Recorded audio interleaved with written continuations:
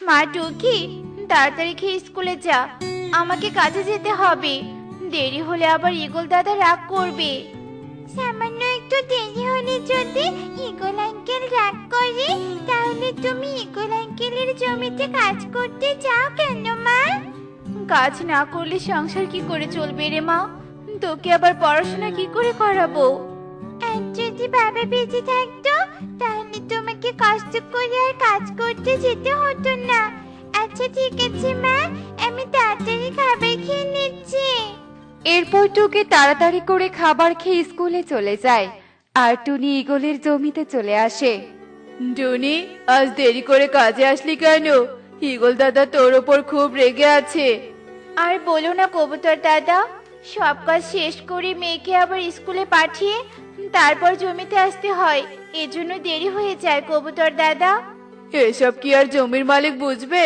এখন তাড়াতাড়ি কাজ কর, নয়তো ঈগল দাদা আবার এখানে চলে আসবে। এরপর টুনি ও কবুতর কাজ শুরু করে দেয় আর তখনই সেখানে ঈগল চলে আসে। এই জমিদারের বউ, তুই আজ এত দেরি করে জমিতে এসেছিস কেন? আজ তোর অর্ধেক পারিশ্রমিক কাটা। না না ঈগল দাদা, আমার কোনো পারিশ্রমিক কাটবেন না, আমি রাত পর্যন্ত কাজ করে দিব।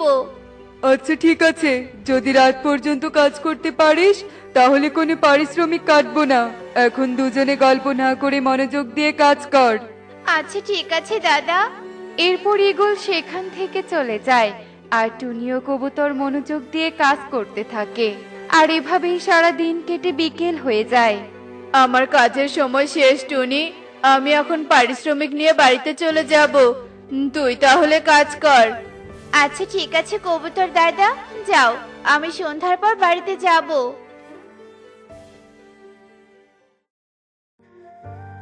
এই যে, ওটা তো পেয়ারা চারা। আমি বরং পেয়ারা চারাটা বাড়িতে নিয়ে যাই। এই চারাটা বড় হলে গাছে অনেক পেয়ারা ধরবে, তখন মাকে কষ্ট করে আর অন্যের জমিতে কাজ করতে হবে না। এসব বলে টুকি পেয়ারা চারাটা নিয়ে বাড়িতে চলে আসে আর তাদের উঠানের এক কোণে চারাটা পুঁতে দেয়। আর এভাবেই বিকেল গড়িয়ে সন্ধ্যা নেমে আসে। একি সন্ধ্যা হয়ে গেছে, তবু মা এখনো বাড়িতে আসছে না কেন? মায়ের আবার কোনো বিপদ হলো না তো? কিন্তু আমি তো সন্ধ্যাবেলা জমিতে যেতেও পারবো না। মা বলেছে ছোট ছানারা বাইরে বের হলে শিয়াল ছানাদেরকে নাকি ধরে নিয়ে যায়।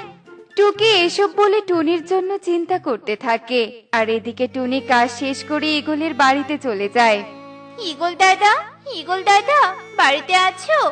আমি জমির কাজ শেষ করে এসেছি, এবার তাড়াতাড়ি পারিশ্রমিকটা দিয়ে দাও, আমাকে আবার বাজারে যেতে হবে। এই কি, তুই এখনই টাকা নিতে এসেছিস কেন? তোর না রাত পর্যন্ত কাজ করার কথা ছিল? এখন তো শুধু সন্ধ্যা হয়েছে, রাত নামতে তো অনেক দেরি আছে। ঈগল দাদা, আমি যতক্ষণ সময় দেরি করে এসেছি ততক্ষণ সময় তো পার হয়ে গেছে, আর আমি কাজও শেষ করে ফেলেছি। চুপ কর, আমার সাথে চালাকি করার চেষ্টা করে কোনো লাভ নেই। আমি তোকে কোনো টাকা দিতে পারবো না। এখন আমাকে বিরক্ত না করে এখান থেকে চলে যা বলছি। আর যদি সময় মতো কাজ করে আসতে পারিস তবেই কাল থেকে জমিতে আসবি। ঈগলের মুখে এমন কথা শুনে টুনি আর কিছু না বলে মন খারাপ করে সেখান থেকে বাড়িতে চলে আসে। মা, তুমি এসেছো? আমি আজ তোমার জন্য চিন্তা করছিলাম। আজ তুমি এত দেরি করে বাড়ি ফিরলে কেন মা? তারপর টুনি টুকিকে সব কথা খুলে বলে।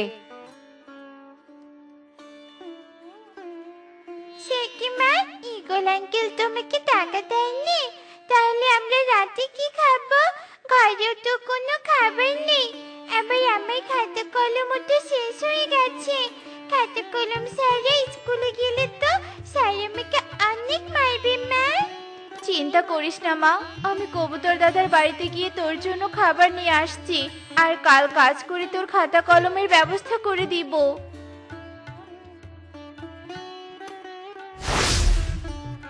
ইস, এই পাখিদের কত কষ্ট।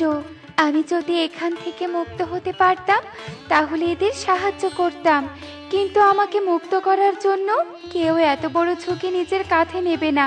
আমি জানি না আমি কোনোদিন আমাদের রাজ্যে ফিরে যেতে পারবো কিনা। একে আমাদের বাড়িতে কে কান্না করছে? কাউকে তো দেখতে পাচ্ছি না।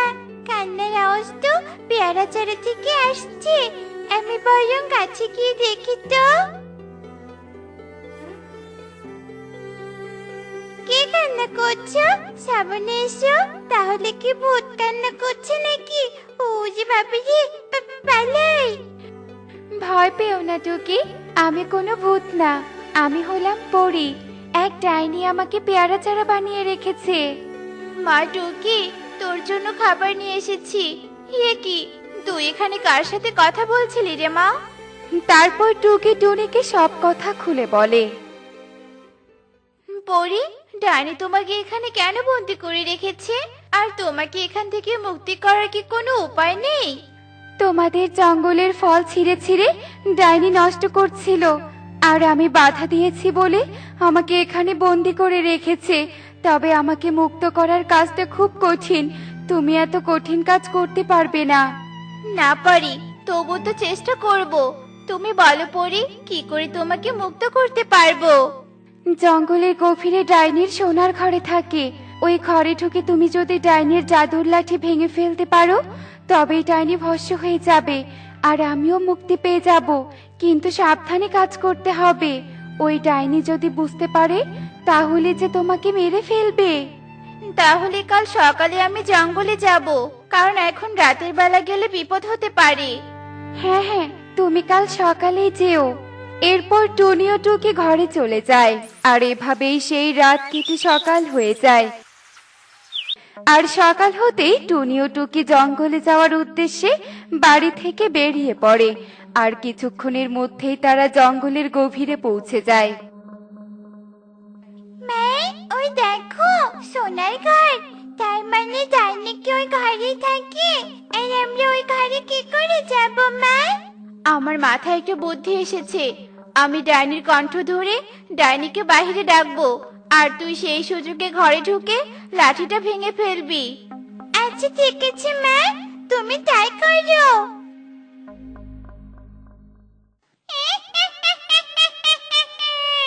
দিদি, দিদি, ঘরে আছিস?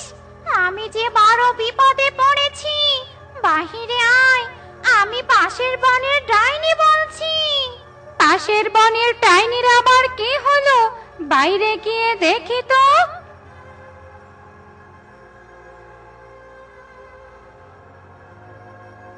কোথায় রে ডাইনি? আমি তো তোকে দেখতে পাচ্ছি না, তাহলে কি করে সাহায্য করব? আমি ঝোপের আড়ালে পড়ে আছি দিদি। ঝোপের আড়ালে চলে আয়। এরপর ডাইনি ঝোপের দিকে চলে যায়, আর সেই সুযোগে টুকি ডাইনির ঘরে চলে যায়। ডাইনির জাদুর লাঠি যে কোথায় রেখেছি? ওই তো পেয়ে গেছি। এরপর টুকি জাদুই লাঠিটা হাতে নিয়ে ভেঙে ফেলে, আর সাথে সাথে ডাইনির শরীর থেকে ধোঁয়া বের হতে থাকে। একই, আমার শরীর থেকে ধোঁয়া বের হচ্ছে কেন? তার মানে আমার ঘরে ঢুকে কেউ জাদুই লাঠিটা ভেঙে ফেলেছে? না না না, এ হতে পারে না। এসব বলতে বলতে ডাইনি সেখানেই ধ্বংস হয়ে যায়, আর টুনি ও টুকি সেখান থেকে তাড়াতাড়ি বাড়িতে চলে আসে। তোমরা এসেছো, আমি মুক্ত হয়ে গেছি। তোমাদের অনেক ধন্যবাদ। আজ তোমাদের জন্যই আমি মুক্তি পেলাম। এই নাও 2 হাঁড়ি স্বর্ণ মুদ্রা, এগুলো বিক্রি করলে তোমাদের অভাব কেটে যাবে। পরি, তোমাকে অনেক ধন্যবাদ আমাকে সাহায্য করার জন্য। এখন আমরা দুবেলা দুমুঠো খাবার পেট ভরে খেতে পারবো, আর আমার মেয়েকেও পড়াশোনা করাতে পারবো। তোমরা ভালো থেকো, আমি এবার আমাদের রাজ্যে চলে যাব।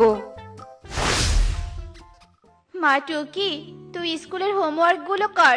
আমি স্বর্ণ মুদ্রাগুলো বিক্রি করে খাবার নিয়ে আসছি, আর বাকি টাকা দিয়ে জমি কিনে ফসল চাষ করব।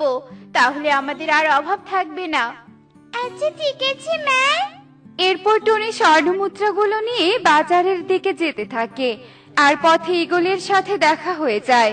কি রে টুনি, কাজে না এসে কোথায় যাচ্ছিস? আর তোর হাড়িতে কি আছে রে? আমার হাড়িতে স্বর্ণ মুদ্রা আছে। আর শোনো, তোমার জমিতে আমি কখনো কাজ করতে যাব না। স্বর্ণ মুদ্রা আবার কোথা থেকে চুরি করে নিয়ে আসলি? আমরা গরিব হতে পারি, কিন্তু অন্যের জিনিস চুরি করি না। তোমার মতো অন্যকে ঠকাই না।